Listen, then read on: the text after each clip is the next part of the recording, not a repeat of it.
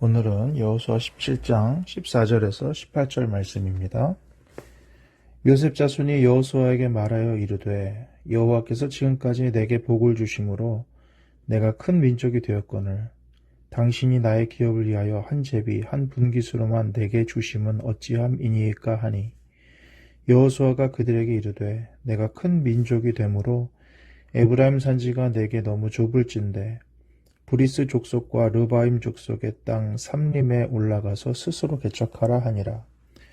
요셉 자손이 이르되 그 산지는 우리에게 넉넉하지도 못하고 골짜기 땅에 거주하는 모든 가나안 족속에게는 베스안과 그 마을들에 거주하는 자이든지 이스라엘 골짜기에 거주하는 자이든지 다 철병거가 있나이다 하니 여호수아가 다시 요셉의 족속 곧 에브라임과 므낫세에게 말하여 이르되 너는 큰 민족이요 큰 권능이 있은즉 한 분깃만 가질 것이 아니라 그 산지도 내 것이 되리니 비록 삼림이라도 내가 개척하라 그 끝까지 내 것이 되리라.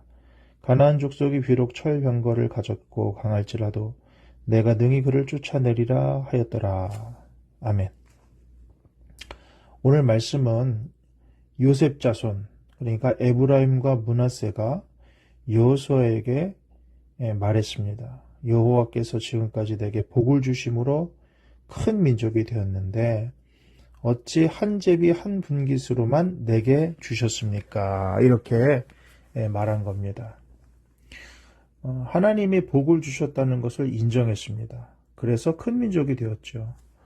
이것은 모세가 신명기에 33장에 이스라엘 백성을 축복하면서 에브라임의 자손은 만만이요 므낫세의 자손은 천천이리로다 하는 17절 말씀 이것대로 이루어졌다는 것을 말하고 있습니다. 하나님이 복을 주셨다 이것을 인정했지요. 그렇지만 그 인정이 결국은 뭘로 바뀌었습니까? 불평으로 바뀌고 원망으로 바뀌었다는 것입니다. 당신이 나의 기업을 위하여 한 제비 한 분깃으로만 내게 주심은 어찌함이니까. 제비 뽑는 것은 그냥 되는 것은 아니죠. 하나님께 맡기고 하는 과정이 있는 것입니다.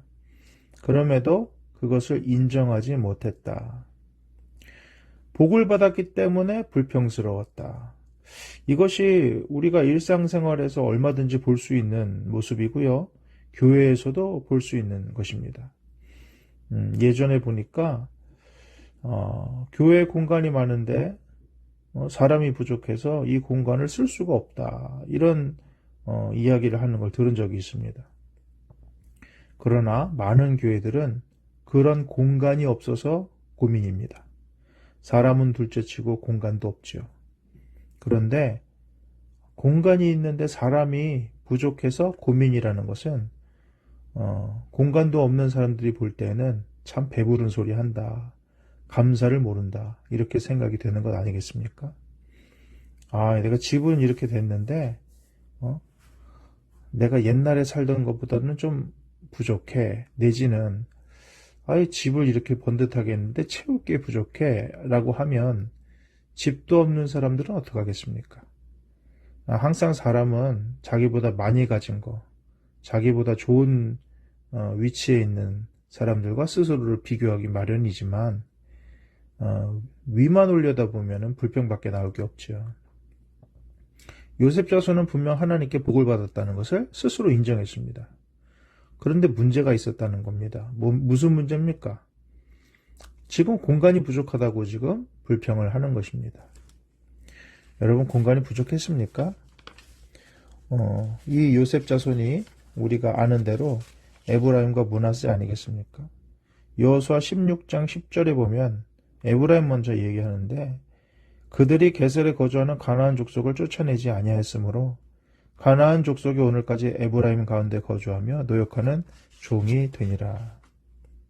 여호수아 17장 12절에는 므낫세에 대한 얘기가 나오는데요. 그러나 므낫세 자손이 그 성읍들의 주민을 쫓아내지 못하며 가나안 족속이 결심하고 그 땅에 거주하였더니 이스라엘 자손이 강성한 후에야 가나안 족속에게 노역을 시켰고 다 쫓아내지 아니하였더라. 하나님께서 이미 주신 땅에도 최선을 다해서 내 것으로 삼지 못했습니다. 가나안 족속을 쫓아내지 않았고요. 강성한 후에도 다 몰아내지 않았다고 성경은 이야기합니다. 이미 주신 땅도 하나님의 말씀대로 진멸하여서 자기 것으로 삼지도 않았으면서 불평하고 불만하는 이들의 모습은 분명 하나님께 복을 받았다고 말하지만 말뿐인 것을 알 수가 있습니다. 하나님께 받은 복이 감사와 연결되지 않고 하나님께 받은 복이 자족과 연결되지 않으면 원망과 불평으로 빠지기 쉬운 것이 우리의 모습이다. 예전에는 자신감과 자존감을 비교를 많이 했습니다. 자존심과 자존감이죠. 자존심이 강하면 뭔가 자존감이 좋은 것하고는 좀 다르죠. 자존심이 강한 사람이 자아 정체성이 좀 낮기도 하고요. 그래서 중요한 것은 자존감이 좋다, 중요하다라고 얘기하는데 얼마 전에 뭐 아나운서가 하는 프로를 봤는데요. 자존감에서 니은을 기억으로 바꾸면 자족감이 된다. 정말 정신적인 건강은 자족감에서 온다라고 이야기를 했는데 굉장히 신앙적인 이야기를 한 것이라고 생각이 됩니다. 사실 성경에서 말하는 것 아니겠습니까? 자족할 수 있어야 되는데 내가 하나님에게 복을 받았다고 한다면 자족할 수 있어야 된다. 이 사도 바울이 자주 하는 얘기였죠. 우리는 얼마나 복을 자족함으로 누리고 있는가 생각해 볼 필요가 있습니다. 언제나 불평거리는 넘쳐나게 마련입니다. 이들의 불평에 대해서 여호수아는 뭐라고 권면했습니까? 15절에 내가 큰 민족이 되므로 에브라임 산지가 내게 좁을진대 브리스 족속과 르바임 족속과 땀 삼림으로 올라가서 스스로 개척하라. 지금 이들에게 주어진 이 이스라엘 중앙부의 땅은 굉장히 비옥한 땅이었습니다. 사실은 누릴 것이 많은 곳이었습니다. 그럼에도 불평이 나왔습니다. 그랬더니 그럼 더 개척해라 라고 권면을 했습니다. 자, 그때 16절에 뭐라고 말합니까? 요셉 자손이 그 산지는 우리에게 넉넉하지도 않다. 골짜기 땅에 거주하는 모든 가나안 족속에게는 벳산과 그 마을들에 거주하는 자이든지 이스라엘 골짜기에 거주하는 자이든지 다 철병거가 있다. 철병거가 있다는 것을 불평했습니다. 땅도 산지라고 얘기했습니다. 근데 여러분 산지와 철병거가 잘 어울립니까? 철병거는 어디서 힘을 발휘합니까? 평지에서 달릴 때 힘을 발휘하는 게 철병거 아닙니까? 그러니까 산지에서는 사실 평지만큼의 위력을 발휘하지는 못하지 않습니까? 그런데 이들은 불평거리만 찾다 보니까 산지도 우리에게 적당하지 않고 철병거를 가졌기 때문에 우리가 불리하다 이렇게 얘기하는 겁니다. 말에 어폐가 있는데 본인들은 그것도 잘 모르고 있다는 것이죠. 불평에 사로잡히고 원망에 사로잡히면 내가 지금 무슨 말 하는지도 모를 수 있다는 거예요. 저거 자가당착 아니야? 아니 병거가 있으면 산지에서는 잘 못 쓰는 거 아니야? 이렇게 얘기할 수 있는 건데 본인들은 그 생각도 못할 수 있다는 거죠. 자, 여호수아는 뭐라고 말합니까? 17절에 요셉 족속 에브라임과 므낫세에게 말하여 이르되 너는 큰 민족이고 큰 권능이 있은즉 한 분깃만 가질 것이 아니라 그 산지도 내 것이 되리니 비록 삼림이라도 내가 개척하라 그 끝까지 내 것이 되리라. 가나안 족속이 비록 철병거를 가졌고 강할지라도 내가 능히 그를 쫓아내리라. 이렇게 이야기했다는 겁니다. 결국은 좋은 말로 권면하면서 이야기를 마치고 있는데 결국은 어떻게 됐는지는 안 나와 있어요. 역사적으로도 어떻게 됐는지 정확하게 모릅니다. 요셉 자손이 정말로 여호수아가 권면했던 것을 받아들여서 전쟁을 해서 승리해서 그 땅을 개척했는지 성경에는 정확하게 나오지 않습니다. 이렇게 열린 결말같이 나오는 이유는 뭡니까? 요나서를 보면은 요나서에서도 하나님께서 요나에게 대하여 말하지 않습니까? 내가 이렇게 많은 백성과 가축도 있는데 내가 아끼는 것이 마땅하지 않냐. 그러니까는 요나는 거기서 아무 얘기도 하지 않아요. 거기서 끝나요. 뭘 말합니까? 그러면 당신은 어떻게 하겠습니까? 그럼 당신은 어떻게 생각할 겁니까? 이렇게 물어보는 겁니다. 오늘 이야기도 똑같다고 생각합니다. 받은 것에 대해서 하나님이 축복했다고 말은 하면서도 자족하지 못하고 감사하지 못하는 우리를 향하여 물어보는 것이죠. 지금 요셉 자손과 여호수아의 대화를 볼 때 너 같으면 어떡하겠냐?